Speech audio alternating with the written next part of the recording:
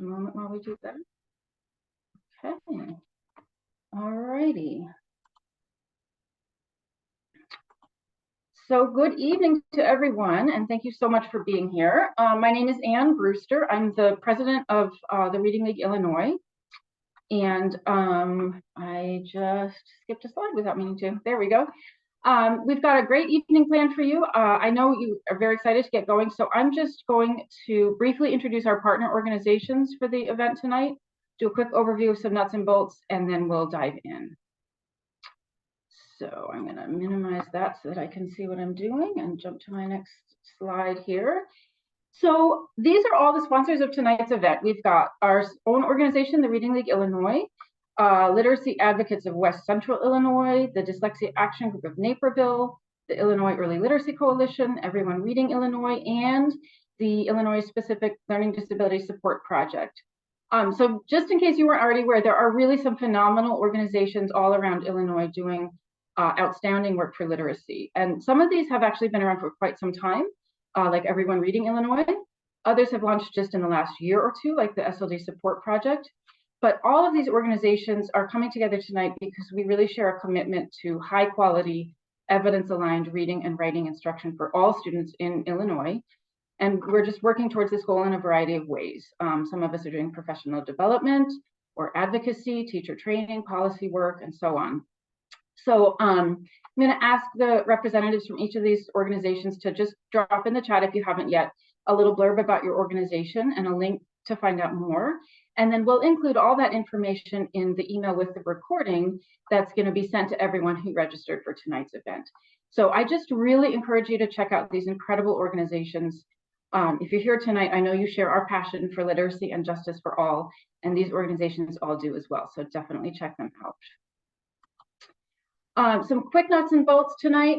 We are using a webinar format, so as audience members, your audio and video are disabled, but you can still put questions and comments in the Q&A, which is just going to be seen by the panelists, or you can put it in the chat, which will be seen by everyone. So just feel free to type your questions in either place. Our Reading League Illinois board member and president-elect Ben Zuloff is also on the call.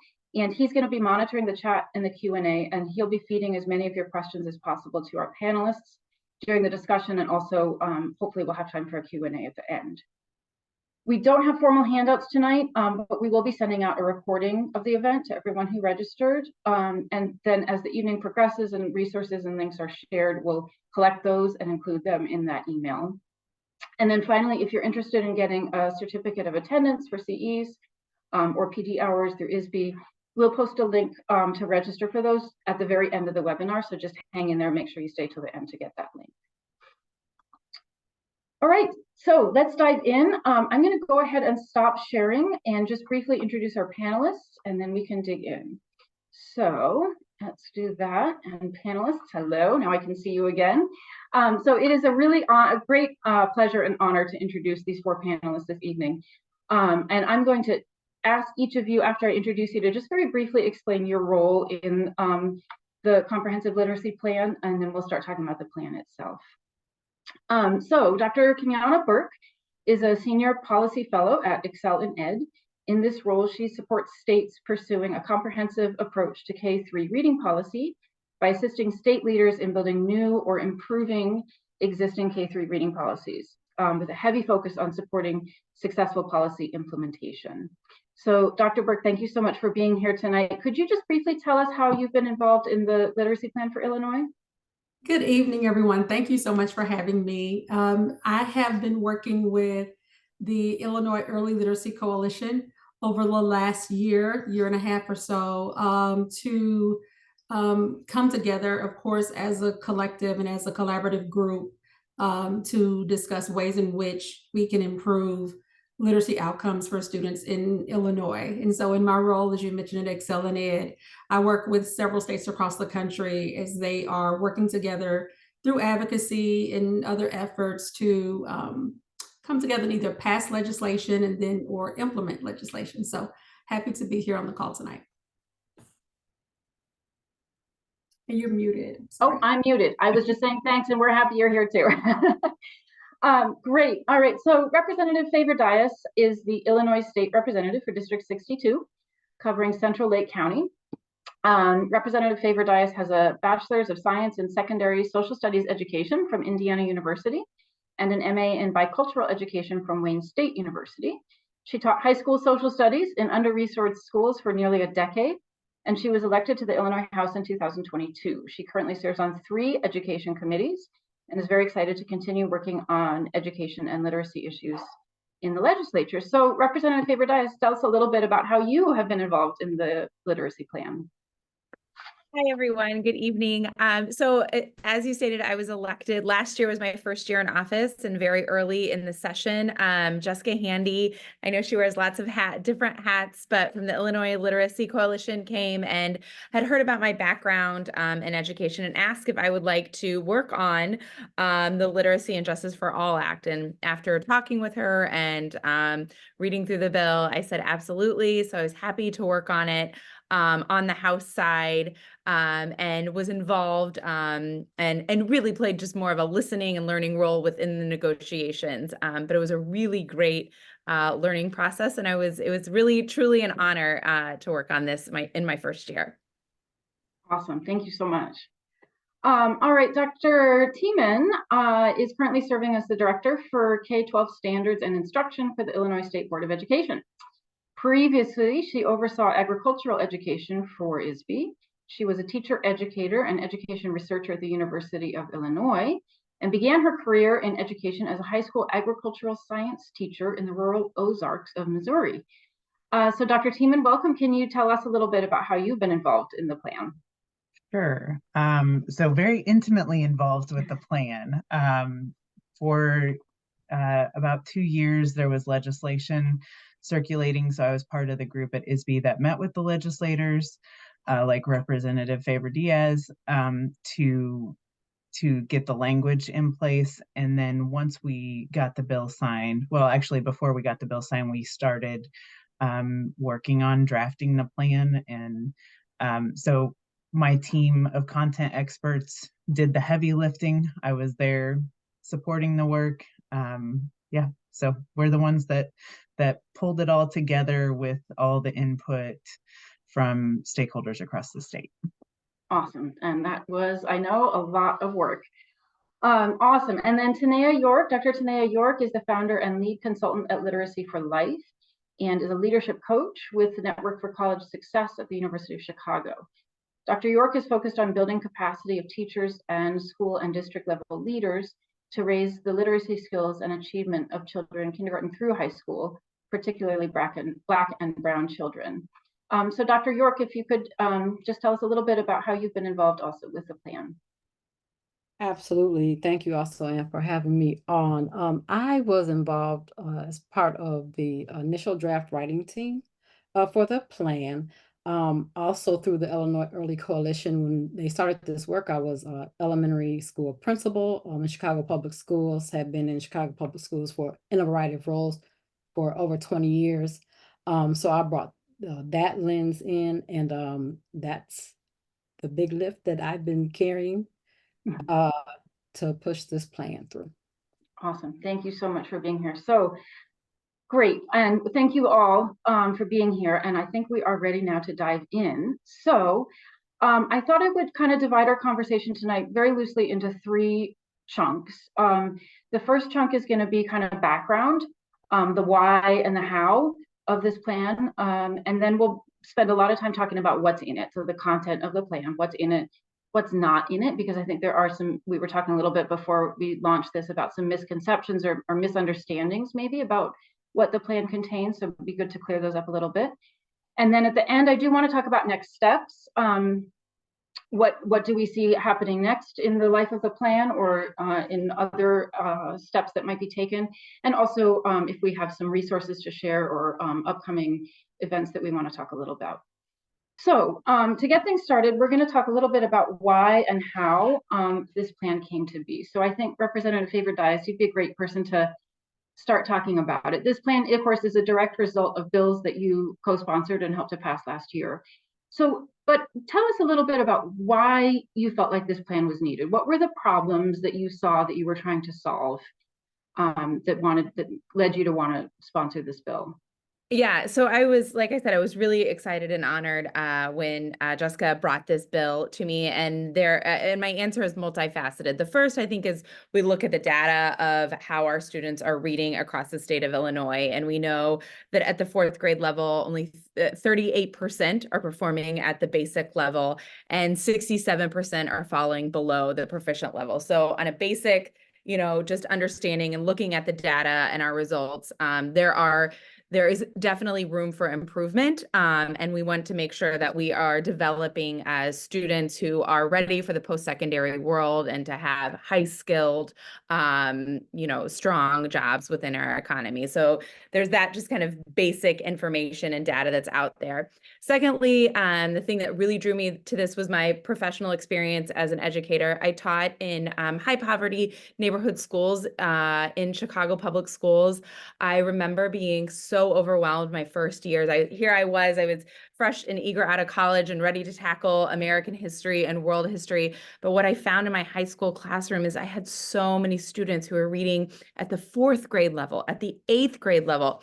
And from my educator prep programs, I was really unequipped to meet their needs, and something that I feel guilt about today. And shout out to Dr. York, I got connected to the college, or the Network for College Success, and and through some reading instruction within one of my schools, some literacy coaching, really began to learn. But I was 4 years into my career. I was happy to do it, but it was all outside, all outside of my day in the classroom. And I would go to the University of Chicago, and we'd have workshops after school. So really within my own experience and my frustration at really not being able to meet the needs of my students on a reading level.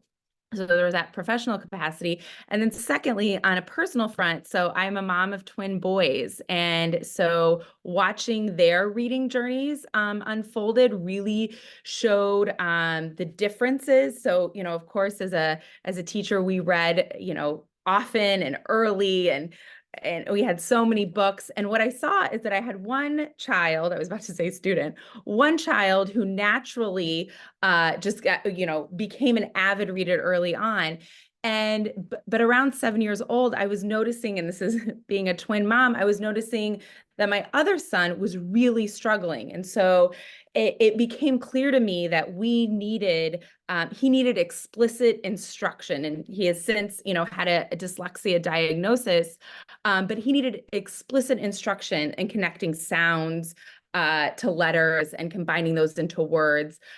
He still struggles with writing today, but just that at that personal experience within my home, the same environment, the same resources, and one was really, able to pick up on it very easily. But even with all of those resources and supports and reading constantly, the need for that evidence-based explicit instruction, that we were able to connect with him in our schools and also outside with a tutor. And so I was just so excited to work on this for really multifaceted reasons in my life. And, knowing my own experience that children all across Illinois deserve good, explicit, evidence-based literacy instruction.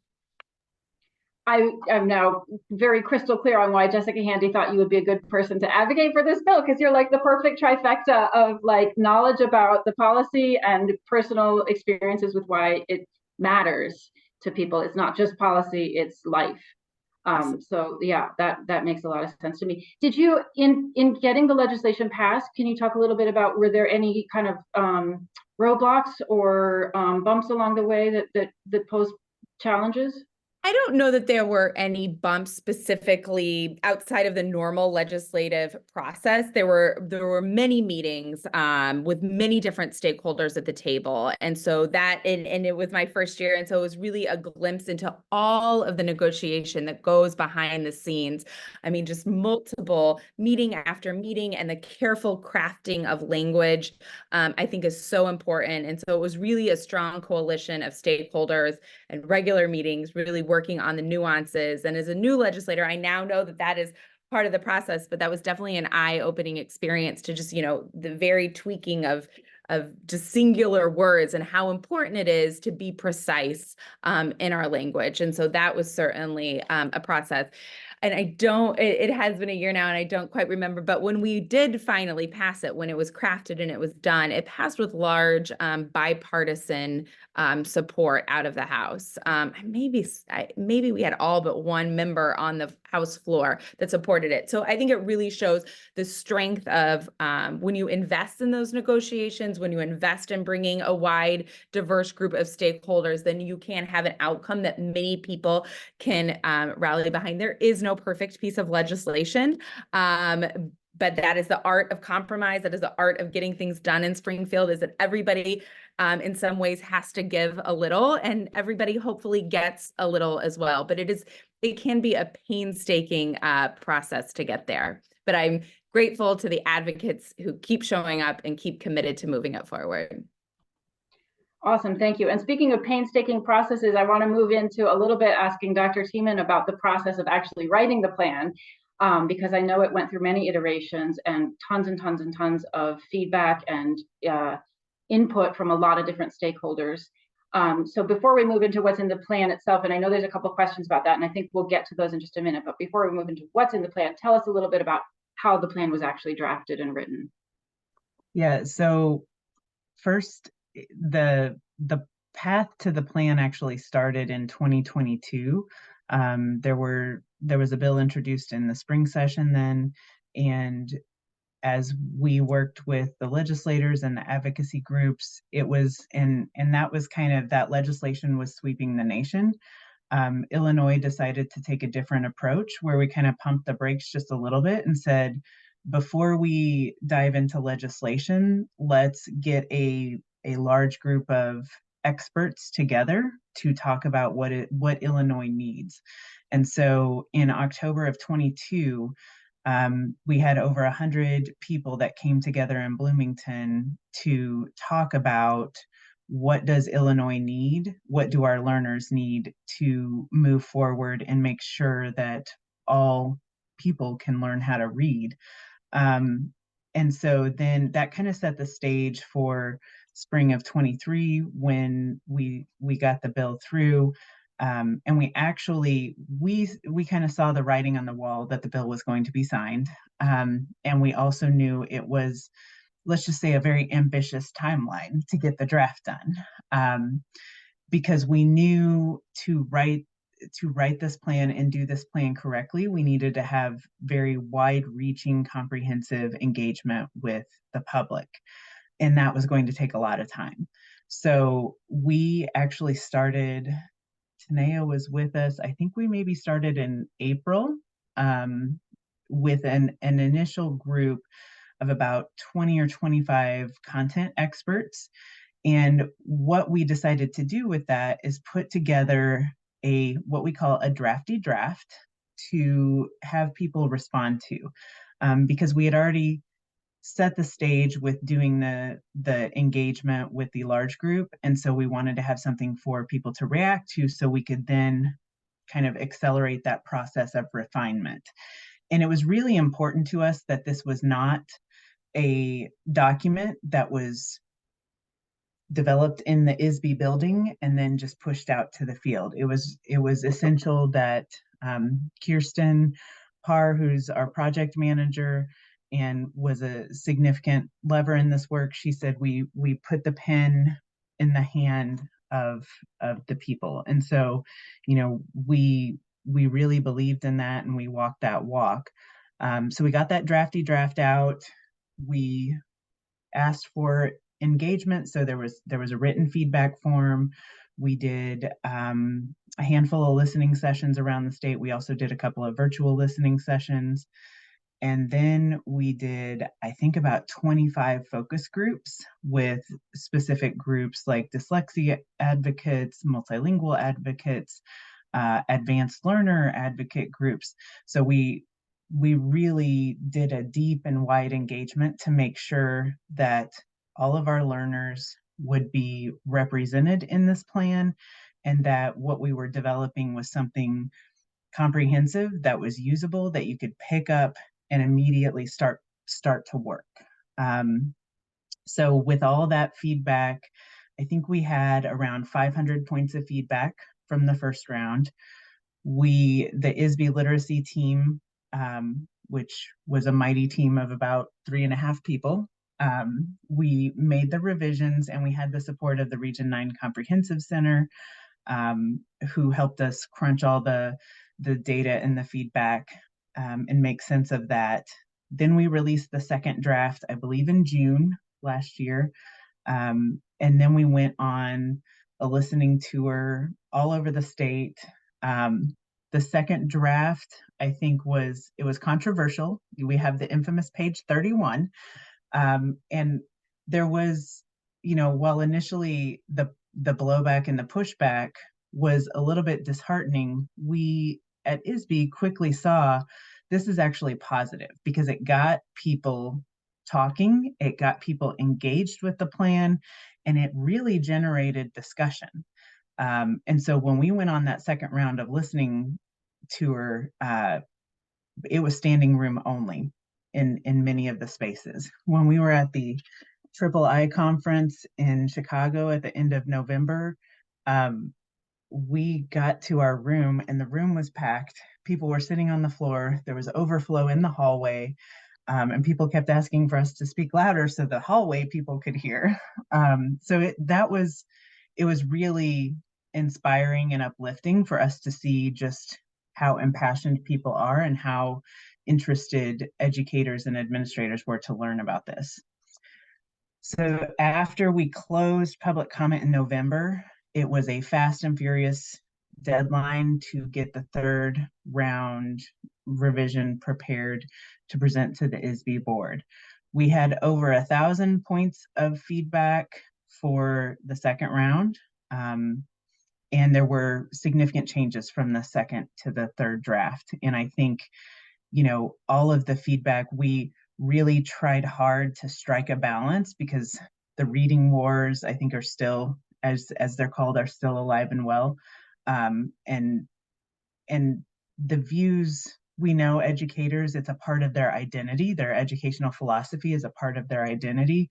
And so we were trying to just really strike a balance of philosophies, but at the same time, be very hardline on the evidence-based approach. And so at the end of January, the ISB board adopted the plan unanimously. And now we've been on the implementation side of things.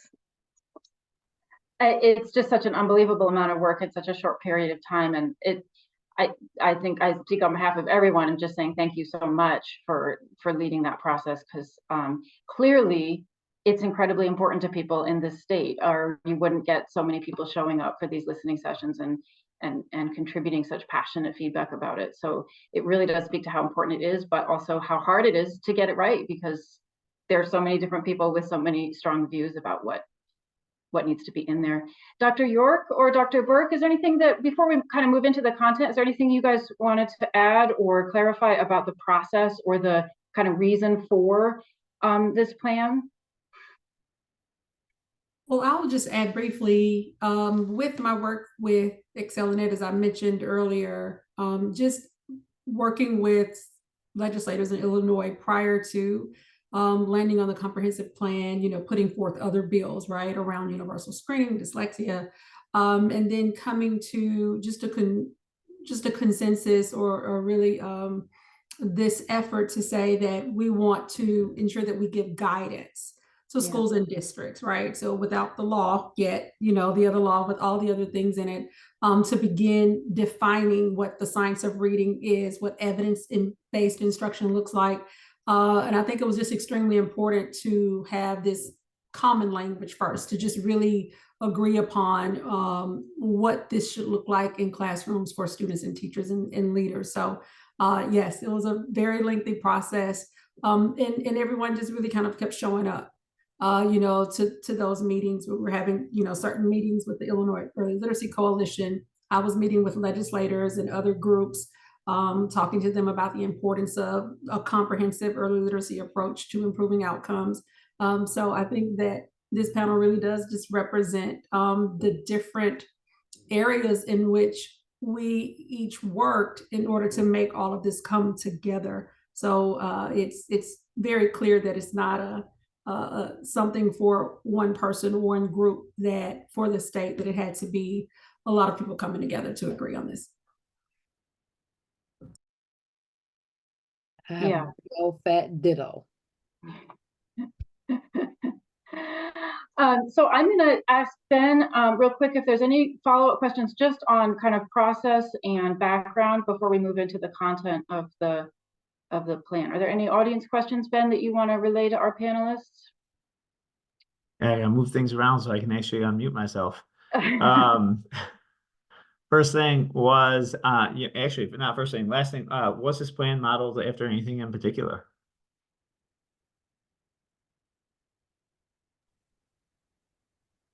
So when we had the original drafting group that Dr. York was a part of, one of the assignments, homeworks, if you will, that we gave the group was to go out and look at other states' literacy plans.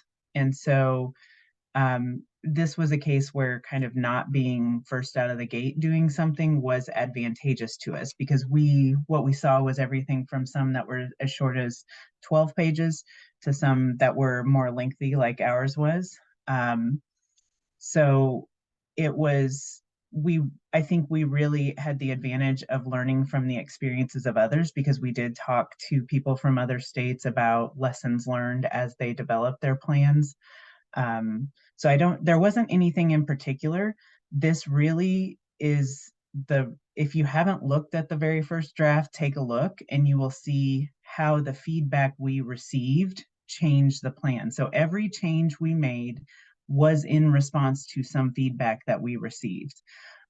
So there was a call, I remember vividly, we were at an IPA conference with principals and they said, we need like a roadmap. And so that's when we created the graphic that shows how you move through things. They also said, we need help for when what are we going to do with the plan once we have it? How are we going to roll this out in PD? And so that's where the workbook pages came from. So really the model, the original drafting group took a look at a lot of other state plans, and that's kind of how we got the general structure. But the actual substance was really driven by the feedback we received. That makes a lot of sense. Yeah. Any other questions, Ben, that you want to ask before we move on? Yeah, there was a couple questions in the chat and then one in the Q&A of just, what is required? So is this a mandate or is this guidance? Is explicit research-based instruction mandatory in all Illinois schools? And so I guess, and we may get into this a little bit later, but is there a precursor or something that we can discuss now of, what's a mandate, what's guidance? Could I add that from the legislator perspective to that question, and specifically around the legislation? So I have served both in local government and now state government, and there is always a big conversation around mandates, especially from the state and from the General Assembly. And so and in my opinion, it's always a tension. I am not a legislator who believes that all mandates are bad. I think it is a case-by-case basis. I think there are times when the state needs to lead, and sometimes that means mandates. But what is great, in my opinion, about this legislation, and partly why I think it was so successful and had such a broad range of support, is because it is a mandate. It was a mandate more on ISB and Dr. Thieman's team than it was on districts and schools and teachers. And so it really, the legislation really provided language around what ISB must do and how the state must provide supports and plans and templates that the districts can look to for guidance. So just from that legislative perspective, I think that was a key piece in why this legislation was successful in passing. And I think I might pause the answer to that question there, because that's a great answer in terms of what does the legislation say. And then as we work through the content, because I think some parts of the plan are like no mandate, and then some parts of the plan are a little bit like, no, you kind of need to do this. And so it might be nice to kind of look at that in sections as we get into it. So panelists, if you're okay with that, we'll kind of come back to that question as we work our way through the content. Okay, Ben, anything else that's burning right now, or should we keep going? Keep going. Okay, perfect. All right. So let's really dig into the plan here. And I'm going to just provide like a sort of layman's overview of it, because it really kind of lays out 3 big goals. And then each goal loosely corresponds to one of 3 main sections in the plan. So just for those of you maybe on the call who haven't had a chance to really look at it, the first goal is every student receives high quality evidence-based literacy instruction. The second goal is every educator is prepared and continuously supported to deliver high quality evidence-based literacy instruction. And then the third goal is every leader is equipped to create, maintain, and sustain equitable conditions for high quality evidence-based literacy instruction. So clearly that term, high quality evidence-based literacy instruction, is really critical. And the first section of the plan, I feel like, really sets out to define what that is. So I thought maybe we could start there.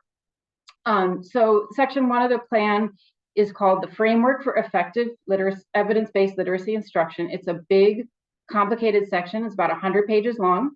And so I would ask Dr. York or Dr. Tiemann, whichever one of you wants to go first, to just kick things off and maybe break this section down a little bit for our audience in terms of how does the plan explain and define that term evidence-based literacy instruction, and what, you know, with an eye towards like what is most important for educators to really understand from this section of the plan that it admittedly is huge.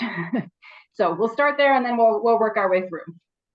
Admittedly and very importantly huge, but we can break it down into how it's organized, because the way that it's organized allows people to enter into it in different spaces. So it's organized by the 7 components. In that first introductory part, it explains, right, we define what literacy is in the introduction, what we mean by that in Illinois, hearing from multiple voices around that definition, and then really dive into the 7 components of literacy. And if folks remember the federal act that we had, they had 5 components of literacy in it. We added that oracy and called out writing. In Illinois, really knowing that those 2 pieces were critically important too for literacy development. And so each of those components are explained in the same way. And so folks can really wrap their minds around what is in each of those components. So each is defined. You have a nice chart that shows you, well, what might this look like from young readers up through high school and how it may be different.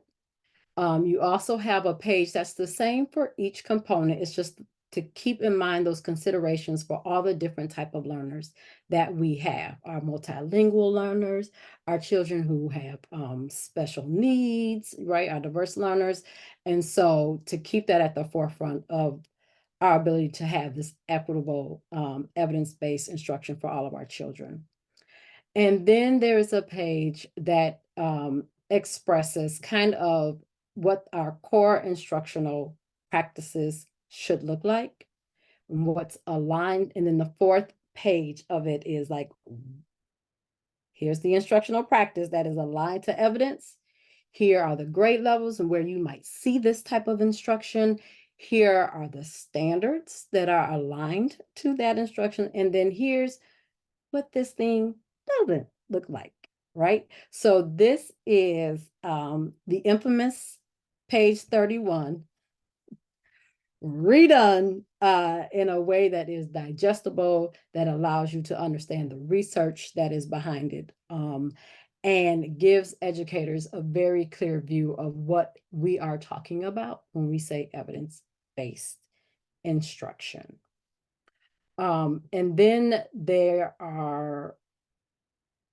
that is basically how each is written. It does that for each of the 7 components of literacy. Perfect. Yeah. And those 7 components then would be oracy, phonological awareness, word recognition. I noticed you guys chose word recognition over phonics, which was interesting. In the National Reading Panel, of course, they just said phonics, and you chose to use word recognition. I am assuming that word choice was quite intentional to kind of say it's not just about, you know, A says ah. There's a whole lot more to word recognition than pure phonics. Fluency, vocabulary, comprehension, and writing. So like you're saying, each one of those has the same kind of explanations, the same series of explanations.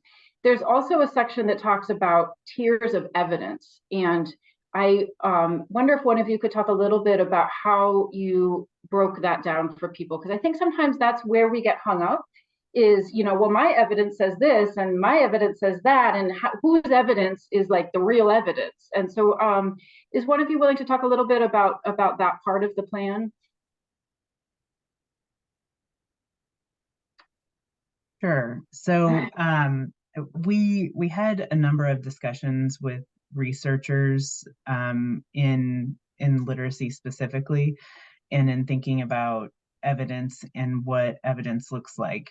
And we wanted to honor that there is value to many different forms of evidence, but there is a hierarchy, if you will, of the implications for the evidence. So, you know, from anecdotal, when you're looking at just your experience with one learner versus what can be replicated across a large population, it was important to us that we call that out.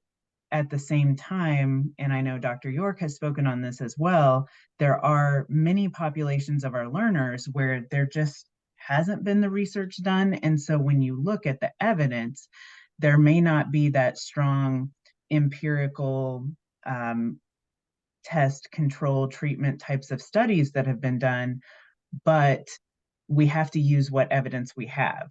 And so we wanted to just very clearly explain, because the defining evidence-based was actually part of the statute. That was part of the charge to ISB in the law, that we must define that. And so when it came to just the pure definition, we determined after the first round of writing that this really does need to align with ESSA and what that definition for evidence-based is, because we can't be in conflict with that, because that is a huge thing that we can't have our programming not in alignment with that definition. And so what we did is use that definition, but then added the tiers to describe the different levels of evidence that you can have.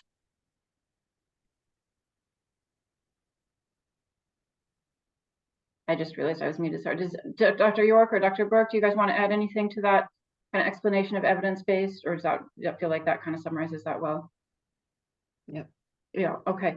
The other thing I just wanted to make sure our audience is aware that's in the plan is a pretty specific section about what do we mean by explicit and systematic instruction. And I wonder if one of you could just kind of, you know, tell our audience just a little bit about what's in that and why it felt important to include that in this plan. I know I'm not even going to say part. A lot of it was because of the language that was being used around how we teach reading. So if we use science of reading, what did that mean? If we said balanced literacy, it meant different things to different people. And so it had to be we had to draw a line on what we really, really meant when we said this is explicit, systematic instruction. There has to be some structure to it. These were also some of the pieces that were missing from the instruction writ large in Illinois. Because for most of Illinois, and anybody who's here, correct me if I'm wrong, balanced literacy was equated to whole language methods. And not to say that everything, when you know, package whole language was like wrong things. That was not the bent. That is not even how all of us even went into this work. It was to pull out those things that we knew would help all children, no matter what, benefit from explicit, systematic, and structured instruction in literacy. It doesn't hurt anyone, even if you have an advanced reader. It does not hurt any child. So that was the main reason. Please, of course, guys, feel free to add to make sure that was really, really clear. Yeah, the only thing I would add to that is, we intentionally avoided using the term the science of reading, because it became very clear very quickly that that is politically and emotionally charging. And so we said we just want to stick with things that are not hot terms that are going to maybe lead to misunderstanding, and we are going to be very explicit and systematic in how we break things down. And so part of what we were doing with this plan is modeling what we hope to see done. Everything from how we develop the plan, and we hope districts develop their own local plans, to how we very clearly defined and articulated what we mean. Every single word in this plan was very intentionally chosen. There was nothing left to chance here. We chose the words very intentionally, and we were responsive to people when they said, I don't like how you use this term because it could also mean this. I love that. I love that it's like a model. The document itself is a model for what you're hoping to see come forth in Illinois. That's really cool. And it actually kind of makes me want to follow up with the question that Ben had asked earlier, which is there in this specific section, is there a mandate? Does the plan say, okay, Illinois, everybody has to do this, or you're not getting funding, or everybody has to do this, or, that kind of thing? Can you just speak to that a little bit? Sure. So the only mandates in the legislation were for us to develop the plan and some, finer points of what needed to be in the plan. There are also mandates for ISB to develop and roll out professional learning and guidance and supports, templates. And then there is a mandate to make revisions to the teacher licensure exam or the elementary endorsement to add a language, I think it's language and literacy subscore. I may have that name wrong.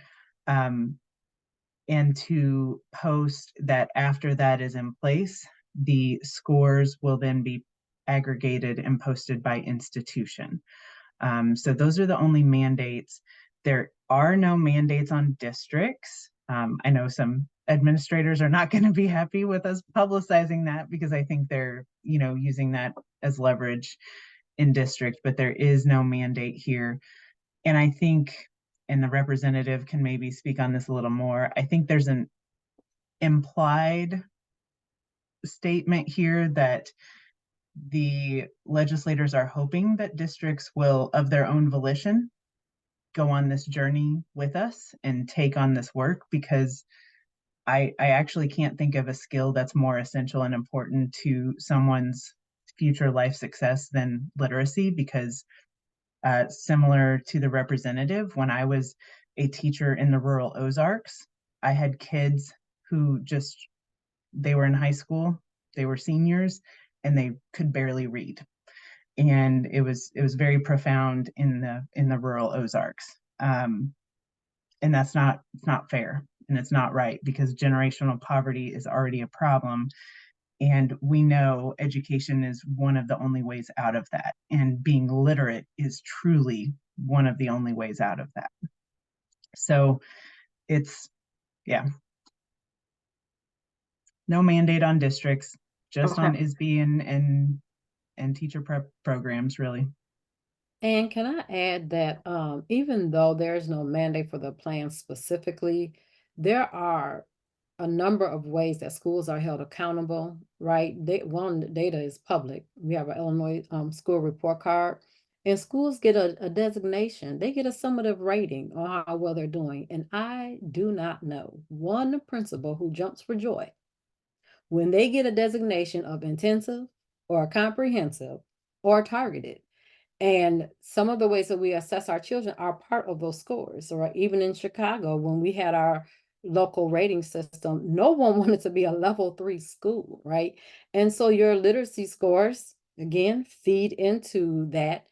And the plan provides those guardrails that we really needed to help folks figure out how we can do literacy better, how we can ensure that more children are learning how to read. So there are some ways where folks can just be responsible for what they're supposed to do for children. That makes a lot of sense. Yeah. I'm going to ask one follow-up question, Dr. Burke, and then Ben, see if there's any other questions before we move into talking about section 2. So just out of curiosity, Dr. Burke, are there things that you're seeing in this part of our plan, the Illinois plan, that are substantially different, for better or for worse, from some of the other state plans that you've been a part of? Yes, and for those of you who may not be familiar, I'm the former state literacy director for the Mississippi Department of Education, and led our initial implementation of our Literacy-Based Promotion Act from 2013 to 2019. And I think that with Illinois' plan, some of the things that are very unique about the plan is that the workbook section, of course, the opportunities for districts to be reflective in their processes. There's a lot of emphasis on key terms, definitions, making sure that you are addressing misconceptions, right? Again, establishing this common language. As I looked at plans across the country, I've worked with state education agency leaders across the country. Illinois is not the only state that did not use the term science of reading because of the reactions to that particular term, right? But you call it evidence-based instruction, you name all the components plus reading and writing. And then somehow that makes it, well, it's not the science of reading, but we're going to actually do all the things. States like North Carolina start their law off with the science of reading it will be in curriculum, it will be in other things. The same thing in Mississippi, where we mentioned, directly state the science of reading and explicit instruction and all of the other things. But so I think that the one thing that I've seen about this plan, although there are mentions and it addresses, community and family members, it's not it's not emphasized to a degree. It's embedded within each of the three audiences, right? For the students, the teachers, the leaders. But there's not a specific goal for families, for community members from your top three goals. What I've seen in other states, Oklahoma, Mississippi, other states, there's specific plans for families and communities and how to engage, but then also action steps. Like, what are some action steps that can be done? There are goals, and then there's guidance. But there is a lot of flexibility. There's a lot of flexibility with the local control. And so really, I think the kind of biggest concern that I have around this, and I know that this is a great first step as far as this plan is concerned, but is how will you measure and monitor progress across districts if it's left up to districts to read the plan, to interpret the plan, to say, yes, I think someone put it in the chat earlier, kind of like a moral mandate, like, yes, we're going to do these things. But then also the technical assistance and support that may be provided to districts that says, we can read this, but what is it that we actually need to do to change practice from the administrator to the building level in classrooms?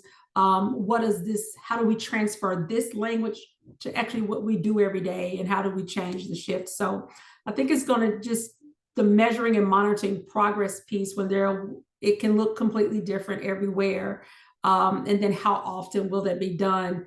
And will there be a point where, after 2 years, 3 years, they said, we're not seeing the progression that we want to see. So we have to have some kind of guided decision-making or uniformity to the screeners that you all are using, the tools that you're adopting. Are these the right tools that are really assessing the right skills so that we can make the right decisions for instruction, for intervention, and those things? And even with curriculum, just the flexibility of curriculum. There are a lot of curricula out there that still have balanced literacy strategies.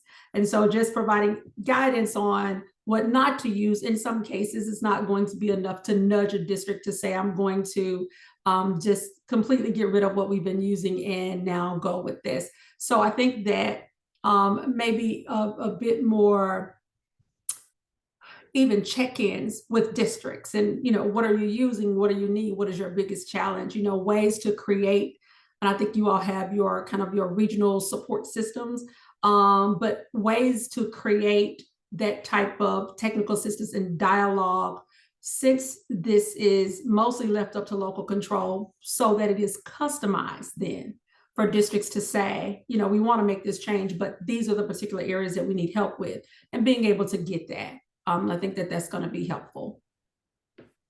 Well, there you go, Representative Favor-Dias. You're ready for your next bill. Just take all that and put in a bill, and we'll be good to go. But yeah, I think and Ben, maybe you can chime in with some of the questions from the chat. I think that might have been along some of the same lines. Do you want to pop those over to our panel real quick? If you can find them. Yeah. No, I've been writing them down as we've gone. So I'm just trying to make sure that so we have such limited time. Well, one question that keeps coming up, I'm getting it both in the Q&A, the chat, text. What does this mean for colleges? Does that mean that we're updating what they're teaching? Does that mean that they have to make a change to the teacher prep programs, whether that be at the undergraduate or the master's level? And I'm going to actually jump in real quick because I feel like that's a fantastic segue to the next section of the plan, right?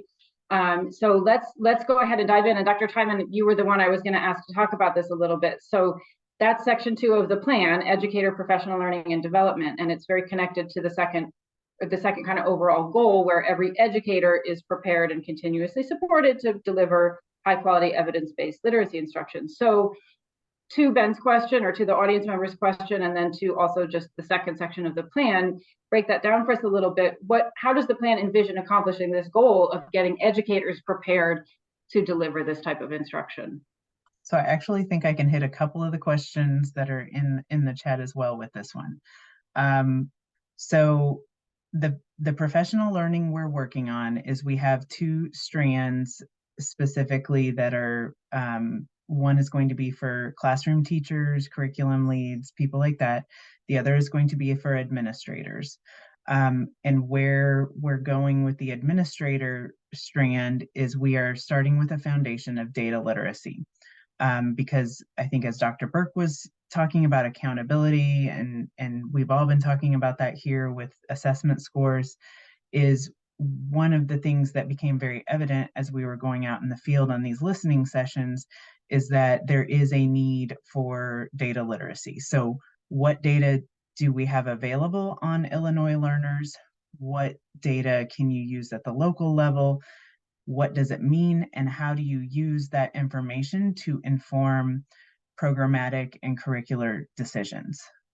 So we're working with the regional offices of education, IPA, to launch that professional learning. I think we're looking at fall/winter for that. And then the educator, the classroom teacher professional learning is going to be a little more focused on how do you do this with children. The other piece of this is also built into the new ISB strategic plan that was released, and that requires us to launch a community of practice for the educator prep programs that eventually will lead to an evaluation of the programs for alignment. And so the phase we're in with that right now is looking at developing the rubric that will be used for that evaluation. So when we get this community of practice launch, we are building that around what will be evaluated. And all of that will be moving toward that end goal of making sure that those programs are prepared to work with their candidates to make sure that they are ready for that new content exam, and that they are well versed in what are the up-to-date evidence-based practices in literacy instruction. So we're working with educator effectiveness at ISB to develop that community of practice. We're working with a lot of different groups to get the administrator and teacher PD out, and also the suite of resources, which I think we'll talk about a little more later.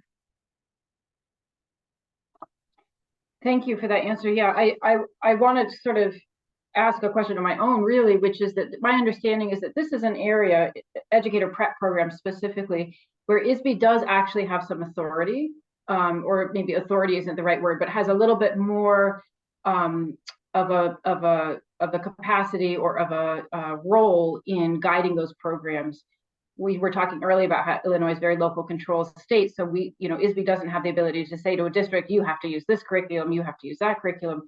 But you guys are the body that certifies ed prep programs in Illinois. Am I understanding that correctly? So it's a little bit, it's not as clean cut as that. And I'm not break it down for us. Yeah, so we approve educator prep programs, but then they are also, and I'm sure Dr. York or somebody can speak a little more on this, but they also are responsible for accreditation, which is outside of us. So we do have a little bit of pull with them, in that we oversee the licensure piece, which is ultimately what they're working towards, but we're not the ones that are actually we approve them initially, but there's not a mechanism for us to oversee them, if you will, because you've also got the Board of Higher Education that is in the mix. So it's one of those things that's kind of, and we address that in the section of the plan too. We explain how that works.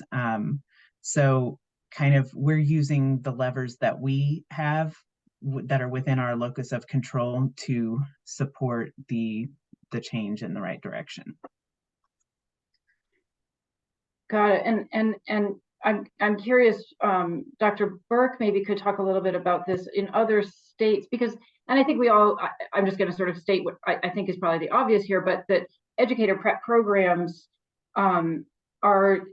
there's some work to be done here in Illinois on our educator prep programs. I would say that there's a lot of graduates, recent graduates. I do some teacher training myself, and I encounter teachers who are recent graduates of Illinois ed prep programs who don't feel that the instruction that they got in their prep program, let's just say, is aligned with the literacy plan. And so I'm just kind of wondering, and I think there's probably questions in the chat about this too, how are we going to turn that ship? And how does this plan especially kind of get that ship moving? Or what are some ways that other states have turned that ship? And I know I speak a lot about legislation, and sometimes you hear, well, you shouldn't have to legislate everything, and you shouldn't. But in many cases, it becomes the floor, right? It becomes that regardless, this is the expectation for all. And in several states, they have included educator preparation programs in their K-3, their Read by 3 laws. So when they speak to ways in which they are providing professional development for teachers in the science of reading or evidence-based instructional practices, they're also requiring this in educator preparation program coursework. It's been the same in North Carolina. In Wisconsin, actually, which recently passed a law, they've banned 3Qing instructional materials in educator preparation programs, so they can't teach with those materials in those programs. There are some states that are offering letters or other science of reading professional development to faculty, such as Tennessee. And then I think that's the one group that we also have to consider too, as we begin to discuss expectations for candidates as they exit educator prep programs. We have to keep in mind that some of their professors were taught balanced literacy, right? And in turn, or whole language, and in turn, they're teaching those strategies to their students. So we have to provide a safe space for faculty to ensure that they are learning, relearning, learning for the first time in many cases, what the terminology means, what this means for them and for their students, so that they can prepare them better to be able to teach kids to read on day one. So again, ed prep in some states included in Read by 3, because they have to see themselves in student outcomes in the form of coursework, making sure that even students with learning differences, making sure that they can assess those students, address them with interventions. Mississippi now has 4 core courses that must be included in all of our in our 15 colleges and universities in their higher ed program. So that is kind of like the floor. These core courses must be included. So having some consistency across ed prep programs in the state. And there are other states that may have a certain number of hours within their program that students have to take courses related to literacy. And then, of course, those assessments for licensure, whether it's elementary ed and special education, that they have to take a science of reading assessment, such as foundations of reading or other assessments. So it looks different in different states, but there is this push across the country because we're spending so much money now, right, on professional development. We're training teachers as they exit programs when these are things that they should have learned in their program, in their preparation. And you think about how much money we could save on that end, but also maybe utilize those funds for literacy coaches or other supports if they can exit with the knowledge that we're trying to teach them, post-graduation. So yeah, it looks different, but I think that as we begin to have this conversation, we have to include ed prep and not look at it as a silo the way that it's been looked at for so many years. Thank you so much. Dr. York or Representative Faber-Dias, do you have anything you want to add about this section of the plan, the ed prep and, kind of teacher preparation before we move into talking about the leadership section?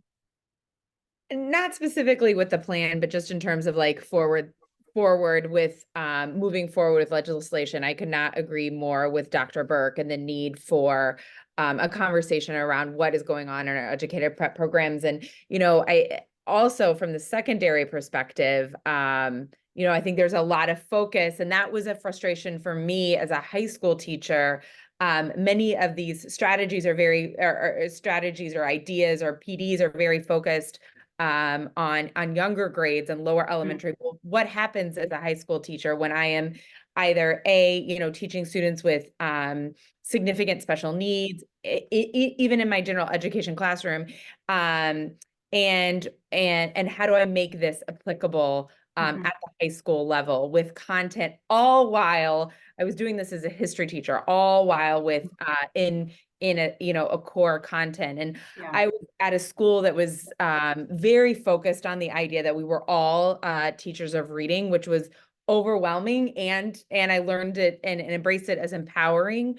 But yeah, so really looking at those educator prep programs, I think is a real opportunity here in Illinois. Ben, are there any questions that we should feed to our panel before we move into the third section of the plan here? All the questions, actually. We'll keep it short. I know that one was answered in the chat, but for people who aren't following the Q&A, it might be beneficial to hear. There are some states that are recommending some training programs, some states that are requiring certain training programs.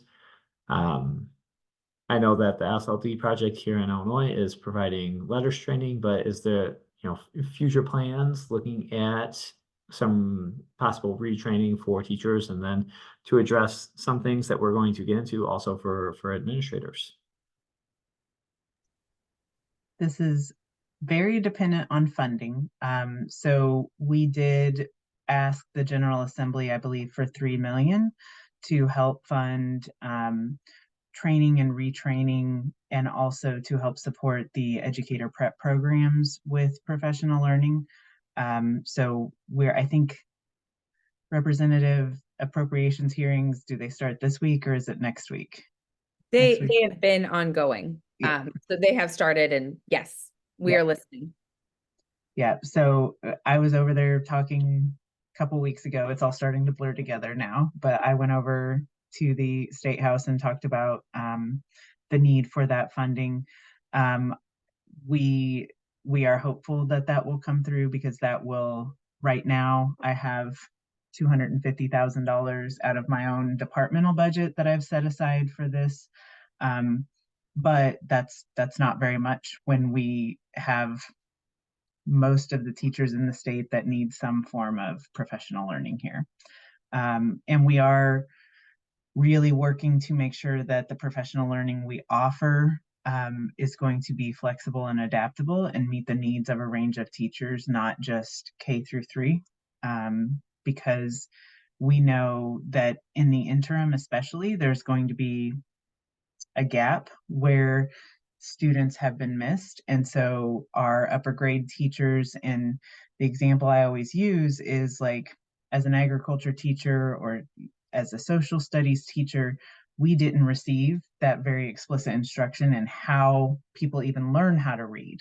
And so when you're a content teacher at the high school level and you see a student struggling, it's often assumed they're struggling with the concepts, but often it may be a literacy issue, that their brain is capable of understanding these science or social science concepts, but it's a barrier of literacy skills. And so, and that could be everything from reading to being able to express themselves in writing. And so if they can't do those things, we have a really hard time assessing what they actually know. So really just making sure we're supporting in all the areas that need support so that we stop letting students fall through the cracks. So I'm hopeful that we will get that funding and possibly even more. That would be amazing if I had that problem of trying to figure out what to do with more money for literacy. If only we all had that problem. All right, I'm going to keep us moving here because we've got about 20 minutes left for the evening, and I want to get into the third section of the plan, which is called Effective Literacy Leadership. And Dr. York, I know you worked hard on this section, so I might ask you to start us off here. So this, of course, is connected to the third goal of the plan, where every leader is equipped to create, maintain, and sustain equitable conditions for high-quality, evidence-based literacy instruction. And I know I've seen a lot of questions in the chat about administrators, or just comments like, you know, we can't do this if administrators aren't on board and knowledgeable. So kind of tell us a little bit about how the plan envisions accomplishing this goal of every leader equipped to create these conditions, and what do you think like literacy leaders at the state level or at the building or district level really need to know about this section of the plan? Really the 3 points under the strategic leadership section, like that's the heart of it. Making those informed decisions, making sure you tailor the supports of the needs of your folks, whether you're at the district level or at the school level, and making sure that you're using continuous improvement methods to ensure that if we try this thing, we're testing it out, we're seeing if this works, right? If we change our curriculum, we need to monitor it. We need to go back and use the data to say, you know what, when we made this change, it didn't quite have the impact that we needed it to have. And so we need to do something a little bit different. And you have to be very vulnerable, right, as a leader to say, hey, I really don't know. I'm okay with leaning on folks in my building who know a little bit more about literacy, but you also have to take responsibility to learn. So the plan lays out that we do want leaders, all types of leaders, whether teacher leaders, principals, district level leaders, to understand what we mean when we say evidence-based literacy instruction. So that's laid out very clearly. They need to understand how children learn how to read. It also lays out that leaders, the amount of research that we have about how leaders impact building, right? Teachers are first. Teachers impact students' achievement first. But school leaders are second, because they create the environment in which they support that work, right? The culture, the environment in which the children are learning. And so that is a very critical part of their role in driving literacy achievement. And so that is spelled out here in this section. And so leaders learning, leaders identifying what supports that they need, and leaders using a continuous improvement method to ensure they're monitoring changes and what they decide to do in their buildings to make sure that all the children in their building are actually learning how to read. There isn't, right, the how isn't here, but the what is here and what needs to happen. I like how you said that the how isn't here, and I'm going to add maybe hopefully yet that the how I hope is coming, but the what is here. Can I ask of the panel in general? Is it your view, and is it the view of the plan that building principals or building administrators should in fact be instructional leaders? Is that kind of inherent to the plan, or is it more, which I've heard kind of both sides of this, and I'm just curious where you fall on this. Is the principal is more like the manager, where you kind of, you know, they hire instructional leaders, but they themselves can't possibly have the depth of knowledge about all the different kinds of instruction that has to happen in their school? Or do principals really need to have that depth of knowledge in order to successfully lead a building? And where does the plan kind of stand on that question? We believe that anyone who is evaluating teachers should have at least a basic knowledge of what evidence-based literacy instruction is and looks like. And that is simply because literacy touches every single content area. And we know there are many instances where there were educators who went through prep programs like some of us on this panel did that was for secondary.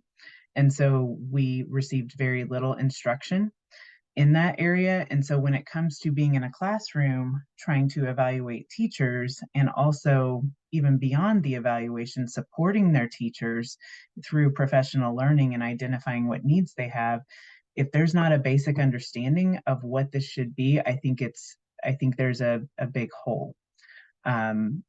So I don't necessarily think we view administrators as being instructional leaders, but they should be knowledgeable in data literacy and how to drive systematic and institutional change based on how their learners are doing and their teachers' needs. That makes a lot of sense. Thank you for saying that. Dr. Burke or Representative Faber-Dias, do you have anything you wanted to add about leadership and how that's kind of being envisioned by this plan? Well, I'll just I can speak personally about how what I believe about it, but then also the plan. You know, I do believe that principals are instructional leaders, and I think that they should be supported in that. You know, there are a lot of instances where, you know, as teachers, right, then teachers may go and get their advanced degree in administration. They may have taught high school biology. I'm a former high school teacher too, you know, all the things. But then they get a job offer at an elementary school. And now I'm at an elementary school, right? So as administrators, sometimes, you know, there's, okay, I want to focus on classroom management, or I want to focus on these other things because I'm really not well versed enough to give you feedback on what should be happening in a kindergarten classroom. That's just not my area. So I think in order to be able to support those teachers, that those administrators must have a depth of knowledge around literacy instruction specifically, not a content expert, of course, but literacy instruction specifically. But I think a part of it too is creating a leadership team, because this is not just about this one person, this administrator or his or her assistant principals. Like, it's about creating a leadership team. And if you're not the person, find the person, like find the teacher on your team who can be, who can serve as a support, right? I always say your agenda reflects your priorities. What are you doing in staff meetings? Do you have a teacher who's modeling, right, what this lesson should look like? Do you have an administrator who is in a position to coach? We talk about evaluations a lot, right? So, you know, the principal that will come with your evaluation and say, well, here's your evaluation. By the time I come back next semester, I need all these things fixed. And the teacher is saying, if I knew how to fix them, all right, I would have done it already. So now who's going to coach me to get better in that? And in a lot of cases, you know, school size, all of those things matter, but the principal then has to say, well, I need to coach you. And how can the principal do that? Or even hold them accountable for making the shift or making the change or improvement if they're not at least somewhat knowledgeable, or that they don't have coaches. I'll say for all of these components, honestly, the important piece is going to be creating this safe space for those who have historically been in these positions and we just assume that they know. Opportunities for them to learn, right? Training for administrators. We're not saying they have to take the same 100 hours or however many hours it is now for letters, right? But that there should be a version of professional learning for administrators so that they can have the conversation around evidence-based instruction so that they can lead it in their buildings. Also for teachers, because we just can't assume, you know, creating this space for them to really learn and show and talk about it and do all of the things. Because if we do not create accountability pieces along with this plan, it's going to sit on your website. It is going to sit on your website. And we want to make sure that it is actually being utilized in districts. So moving forward, how do you use existing structures like your regional structures that you have in place to support some of that work so that it's not overwhelming, right, for ISB, right? How do you use those regional structures to support that work? And how does it get down to the districts and in the schools? Yeah, thank you for saying all of that, Dr. Burke. I think I'm going to ask Ben if they have any quick questions here, and then I would love to talk just a little bit about, in our last few minutes here, some kind of ideas for next steps and where things might be going for us. All right, so you asked for a quick question. I'm sorry I don't have it, but I do have one that I've seen a couple times that coming from Cicero that I can relate to. So, you know, there's some mention for multilingual learners in the Illinois Comprehensive Literacy Plan. And I guess just for those of you who participated in creating the plan, who are endorsing it, who are doing the really hard work that we need you to do, so thank you very much. You know, do you feel what's there is enough, or what do you see are the next steps for discussing multilingual learners? I will just say one thing on this, and this is kind of related to some of the questions I'm seeing in the chat about students with disabilities as well. We had to walk a fine line of staying in our lane with the plan.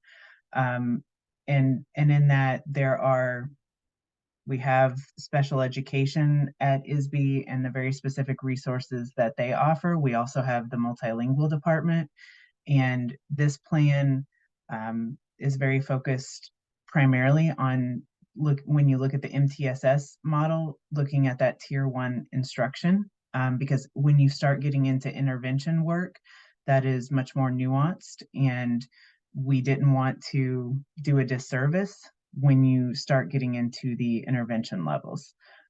So we tried to keep it as something that where we were definitely staying in our lane, and we strengthened the multilingual components quite a bit from the first draft, while trying to be sensitive to not getting into areas where we maybe shouldn't be. I don't think that precludes us from moving into that in the future, but I think when you're thinking long-term planning and strategy here and working with limited resources, we have to start with a foundation somewhere, and I think we can begin to dovetail and specialize as we move on over time doing professional learning and developing resources. So we're starting at a foundational level here, and then we'll start moving into more specialized supports as we move forward.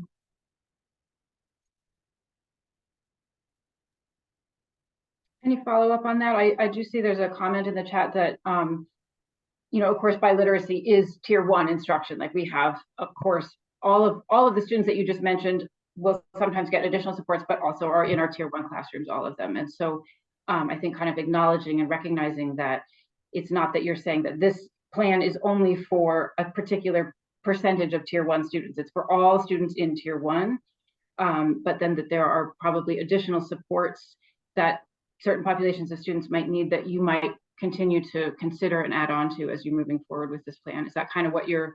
We stayed away from intervention, Right. Because that's not our role.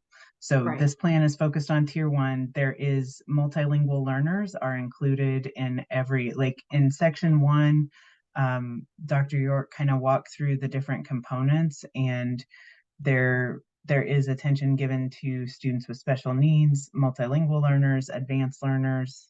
I may be missing something. But we did our best to attend to that while also not getting into the intervention.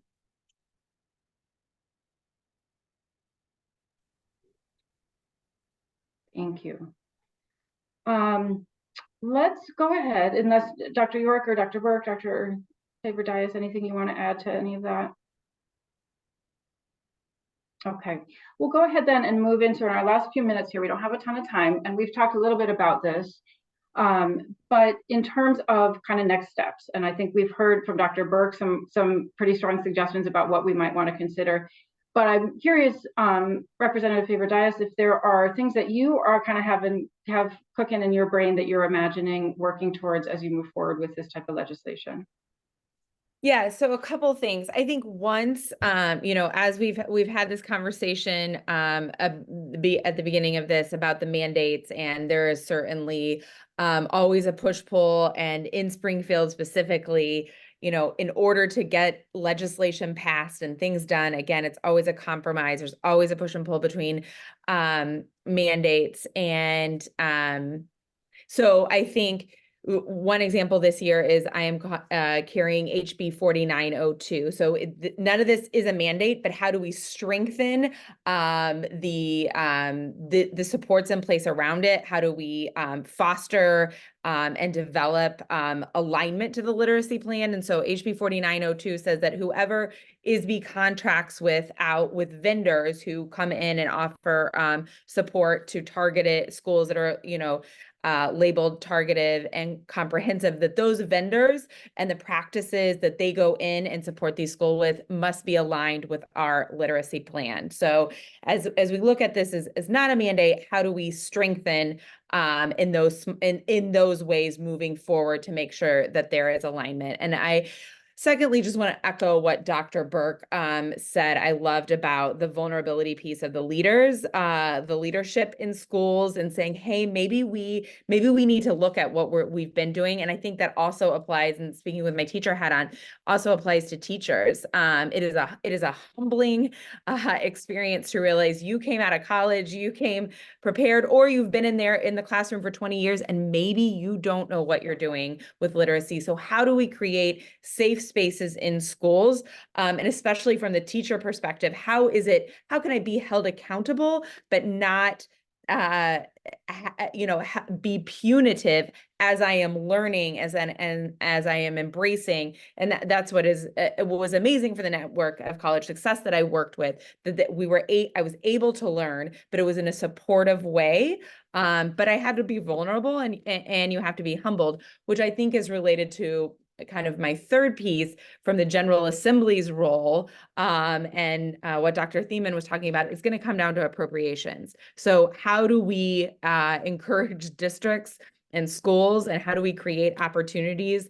It's in my opinion, it's going to be through financial support. The General Assembly needs to put their money where their mouth is. I will be your biggest champion in making sure, how do we get supports like reading coaches? And so, that's going to be an expensive dollar amount, but I think that will pay off for the dividends. And so that conversation, what that looks like for me, the advocates and the literacy experts are in these nitty-gritty conversations of the specifics of the plan, but then we have to zoom out here in the General Assembly. And so, yes, we're working on literacy, but the dividends within our society pay out tenfold. I read a statistic, and I'm sure you all know, but 60% of people in prison cannot read, are struggling to read at the basic level and do basic math.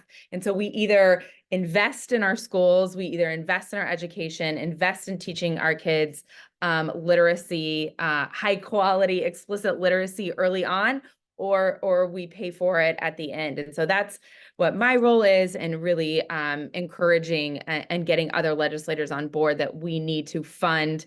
It's a small ask this year of $3 million, but as we move forward and try to really get districts on board, and talking to my superintendents, money is always a way to go in offering school support.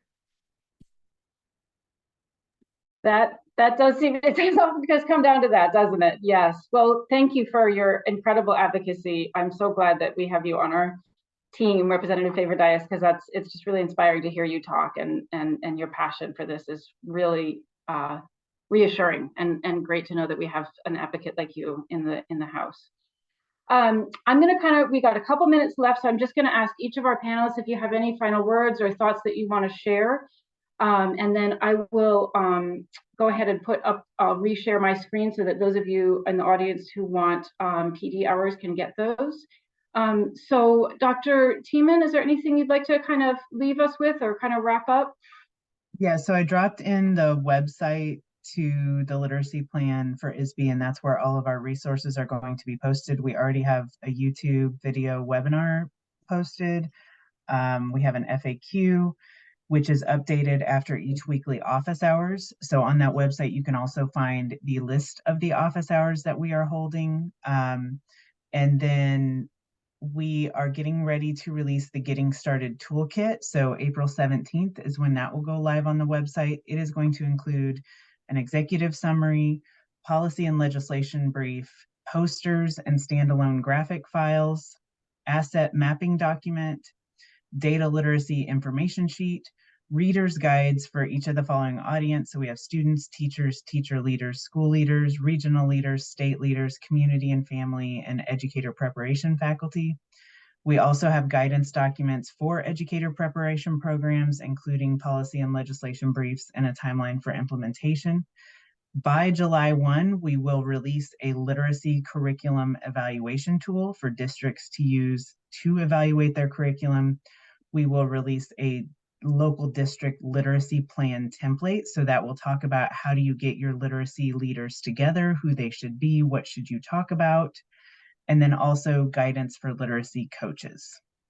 And then we also have the deadline of getting the professional learning. So we'll be announcing that probably in the fall. Thank you. That's amazing. That's a lot of really great resources for people who are looking to. We've been busy. Yes, you really have. That is very clear. Thank you so much. Dr. York, is there anything you wanted to kind of wrap up with, or any final words you wanted to share with our audience? Absolutely. I did drop a couple links for my administrators in the house to the IPA webinars that just goes through the plan, what's most important for you to know. I really want to impress upon leaders, one, to read the plan. When you are working with your folks in the building, your meetings should model the instruction that you want to see in the classroom. So there should be reading, talking, thinking. There should be strategies used to help folks make decisions at every turn. It should always be modeled.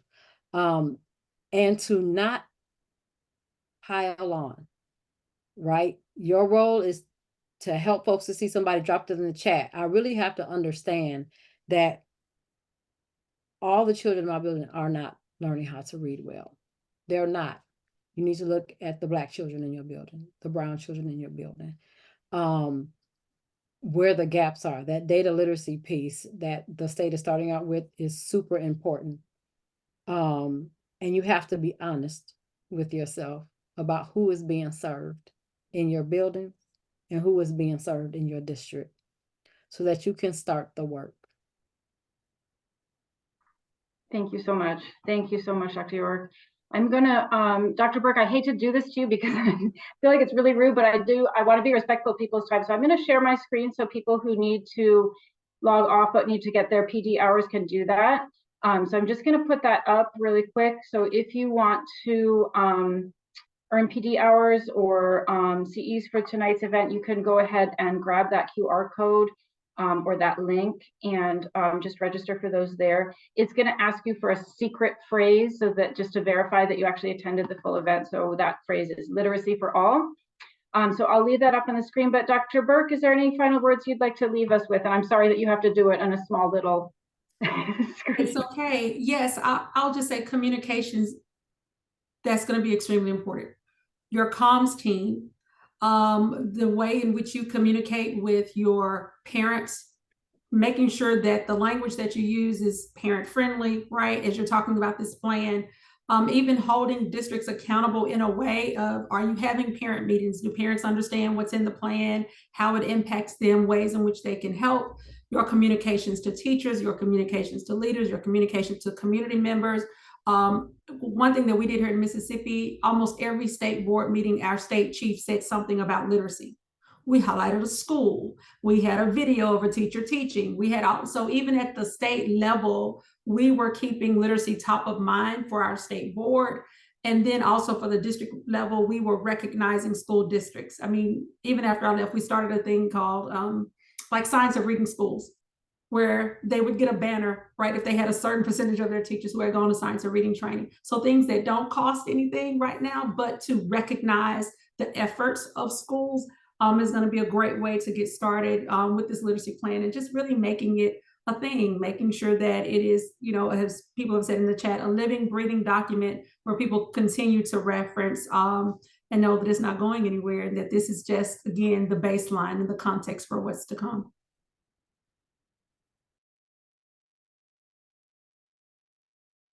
You're muted. I'm muted. There I am. I was just going to say, if there's more to come, you'll hear about it from us, and we'll do this again in a year and see where we're at. But for tonight, I think we need to end things, and I want to thank our panel again. This has been incredibly informative, very encouraging, inspiring evening. So thank you all so much for making the time to be here tonight. It's been really, really wonderful. The link for CEs is in the chat and also here on your screen. And again, that phrase is literacy for all. And I hope, audience members, that you found tonight's session informative and helpful. I do encourage you to check out any of these great organizations if you're feeling inspired to learn more or get more involved, and we'll include information about them in the email that goes out to you. We are actually going to be doing this again in May to talk about the Dyslexia Handbook, which we didn't even talk about at all tonight, but that's another incredible document that's been significantly revised in the last year. And so we're going to be talking about that on May 9th. But just thank you again so much to our panelists for sharing your time and your knowledge. Thank you to all of our partner organizations for sponsoring tonight's event. And really thank you to our audience members for being here, really showing up for the children of Illinois and staying committed to helping every child learn to read. So have a wonderful evening, everybody, and thank you so much.